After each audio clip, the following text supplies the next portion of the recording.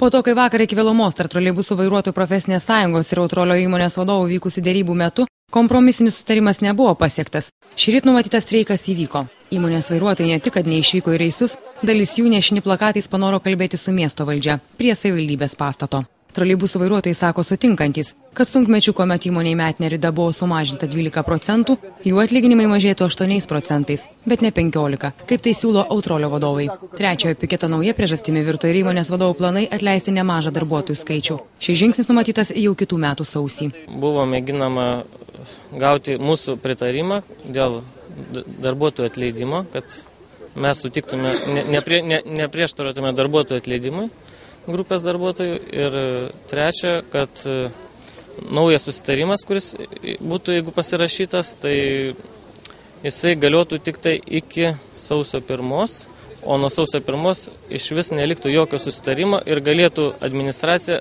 savo nuožiūrą be iš viso darbuotojų atstovo bet kokio ten derinimo galėtų savarankiškai mažinti vairuotojų atlyginimus. Ir vakar darėm 7,5 valandos, bet dėja liktai iki susitarimo jau eina, o po to nuveina pasitarta, ten pasiskambina ir vėl nauji visokie reikalavimai iš jų pusės, kad mes tikrai negalim savo darbuotojams šito daleisti, nes faktas, kad mažinti atlyginimus norėjo mūsų rankom, kad būtų parašas, kad etatų mažinimas būtų didelis ir dar tai čia nebuvo paskutinis kozeris jų mestas, kad nuo sausio mėnesio vėl būtų dar kartą mažinami be jau mūsų žinios. Dar praėjusią savaitę Autrolio įmonė bei miesto savivaldybė kreipėsi į teismą dėl laikinų apsaugos priemonių taikymo protestuojantiems.